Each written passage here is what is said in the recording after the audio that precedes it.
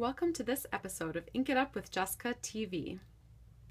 Today I'm going to show you how to make this floral card with a wood grain background, and also when you open it up, I put a little flower inside too. So this is a great card that can be used for any occasion. We're going to go ahead and start with the background. I started with a piece of Whisper White cardstock, and this is 3 5/8 inches by 4 7/8 inches. I'm going to use some smoky slate ink and the hardwood background stamp. Now I find that it's easiest to put my big background stamps down flat on the table and then pick up my ink pad and turn them over to ink up the background stamps. Once I have that all inked up, just going to turn that over onto the Whisper White cardstock. And then make sure you give it a good press so that you get a nice crisp image. And then we'll just peel that off, and there is the background. I'm going to use some snail adhesive to put that onto a piece of Blackberry Bliss cardstock. And I just use a little bit of adhesive in each of the corners and maybe a little bit in the middle of each side. Kind of hard to see this Blackberry Bliss on the black background I have here, but I'm just going to center that up. And then you can decide which way you like the wood grain look better. I think I actually want this part to be on the bottom. So I'm going to go ahead and add the ribbon now. This is also Blackberry Bliss. And when I'm adding ribbon to my cards, I like to just take the whole roll and wrap it around the piece of cardstock. And then I leave a tail, I don't know if that's about 2.5 inches maybe, and then cut it so that I have room to work with. So I'm going to put this knot to the right side of this piece of cardstock. So I just tuck one tail underneath, and then I kind of flip this one over to make my knot flatter, and then wrap that around and gently pull it through. Slowly pull the ribbon through and you're going to get a nicer knot, and that looks pretty good. I wait and trim my ends once I have my card more put together. So at this point I'm going to use the card base. I have Smoky Slate cardstock. This is 5.5 inches by 8.5 inches. I'm just going to go ahead and fold that in half and give it a nice crease with the bone folder. And then, again, with some snail adhesive, I'm going to tape this to the front of the Smoky Slate card. Make sure that ribbon stays in place.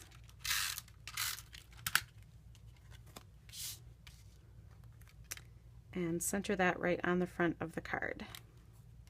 So the next part of this card is to add the flowers. So I'm using 2 different stamp sets for the flowers. The larger one is from the Flower Shop stamp set, and I have this in a wood mount set. And I want to show you because this is actually very tricky to line up with the pansy punch. So here is what I did. I actually messed around with this one and have different marks because I messed up the first few times that I tried to do it. But basically what you want to do is punch out your pansy punch on a piece of paper. This is before you mount your stamp set. If you have a clear set, you can just mark your clear set and you don't need to worry about where it's mounted on the block. Now, because I punched it this way, I would want the stamped image to be centered in here. So this is the side that I would want to stamp on, which means that this side would go down on the stamp, because if I had ink on there and was stamping on this piece of paper, the ink would go on this side. So then I want to line up my pansy. So you might have to turn it around a few times until it matches perfectly.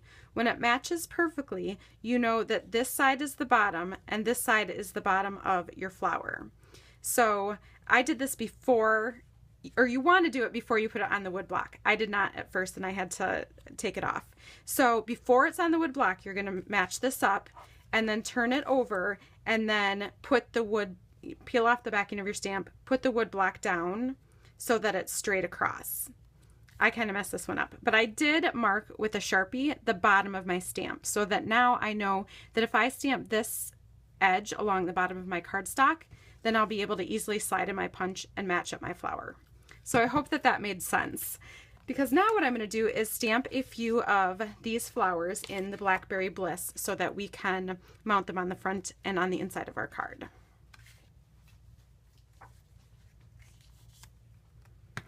Okay, we're going to stamp 4 of this flower, 3 for the front and 1 for inside. So just make sure that it's inked up. Again, I'm going to make sure this side is by an outside corner of cardstock so it's easy to punch out.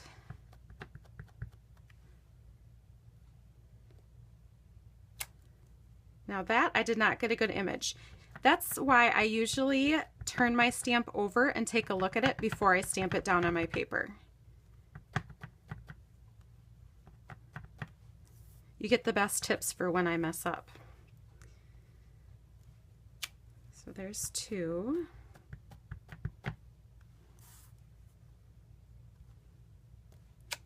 Three.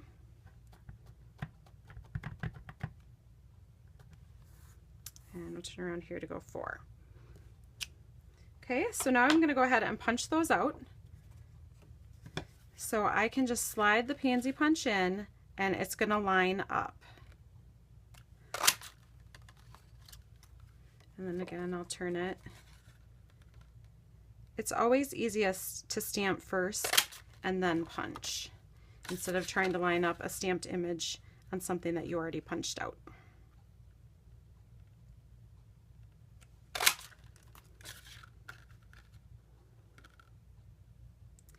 Okay, now we've got those flowers. So I need to stamp some of the smaller flowers. This is from the Petite Petals stamp set. This one is a little bit easier to line up, so I don't really worry about it as much. But I'm going to stamp 5 of these.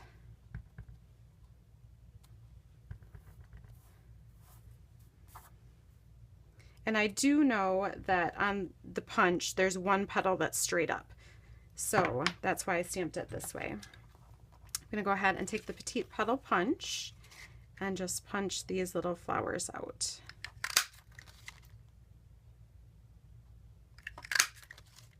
And then once I have those punched out, I'm going to layer them onto the front of my card.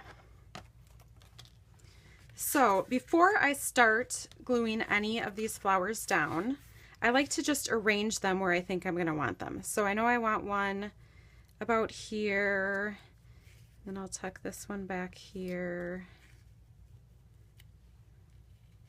Okay, so something like that. And then I would put one up there.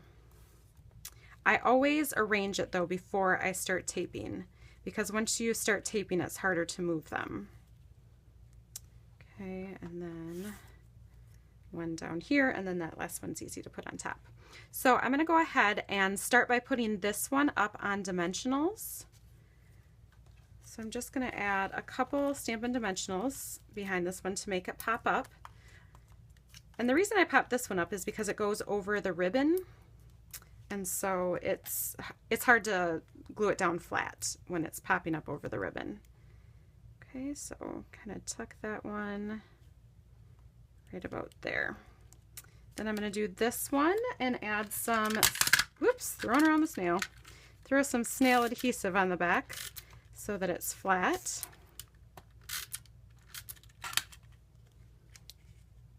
And tuck that one in there. Then I'll do the other big one. The smaller ones are easier to fit around the big ones. That's why I start with the big ones. And then you can tuck that in however you'd like. Then we'll get this one right in between those. And you can tuck them behind and front, however you want. But you'll notice when you look at real flowers, they aren't lined up in a row right next to each other. They're usually tucked behind each other when they're in any kind of arrangement. There we go. And then this final one down here. And then I want to add one to the center of this to give it a little bit more dimension. That's my main flower image. Go ahead and put that in the middle. And then I'm going to add some rhinestones. I find the easiest way to add rhinestones is to take my paper snips and just use the tip to pick up and put it where I want it. It's easier than trying to pick it up with my finger. I'm going to use one of the largest ones and put it right in the center. Let's see. I like these really little itty bitty ones for the center. And that looks good for rhinestones. Now I'm going to use my scissors. These are scissors that I keep just for cutting ribbon. I have a ribbon tied around the end so that I don't cut paper with them so they won't get dull. Okay, so I get a nice crisp ribbon edge with those.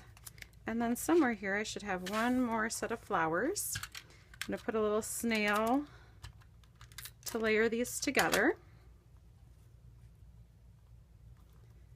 And then I'm going to put these on the inside just to give the inside a little prettiness itself, because you hate to see a pretty card on the outside and then you open it up and the card's all boring on the inside. So we'll do that. And there you have a really nice floral card that you can send for just about any occasion.